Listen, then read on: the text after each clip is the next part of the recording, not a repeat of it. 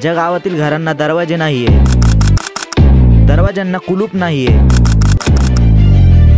आणि कधी चोरीही होत नाही, अशाच एका गावातील माहिती जाणून घेऊया।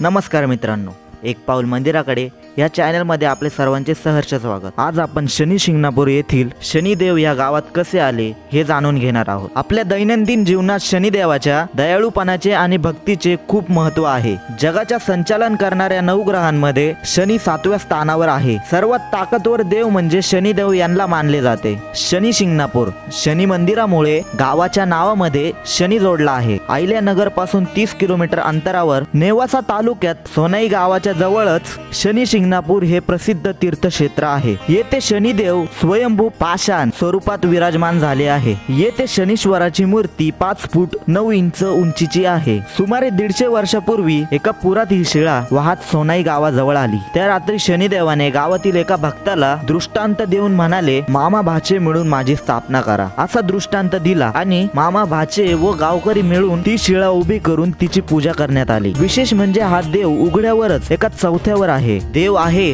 पण देऊळ नाही, असे या देवाचे वैशिष्ट्य आहे। मूर्तीच्या डोक्यावर एकही वृक्ष नाही, जवळच लिंबाचे वृक्ष आहे। त्या वृक्षाची फांदी डोक्यावरती आली तर ती गळून पडते। शनी देवाला निवारा आवडत नसल्याने या पाषाण शिळेवर कोणतेही निवारा नाही। वर्ष प्रतिपदा आणि वर्षातील प्रत्येक महिन्याचे 4 शनिवार येथे यात्रा भरते। शनिदेवाला खुश करण्यासाठी येथे तेल वाहिले जाते। रोज हजारो लिटर तेल शनिदेवाला अर्पण केले जाते। शनी अमावस्या व गुढीपाडवा या दिवशी मोठी यात्रा असते। शनी जयंतीस वैशाळी अमावस्या येथे उत्साहात साजरी केले जाते। हे देवस्थान अतिशय जागृत असून ह्या देवस्थानाला अवश्य भेट द्या। धन्यवाद। व्हिडिओ आवडल्यास चॅनलला लाईक, शेअर व सबस्क्राईब करण्यास विसरू नका।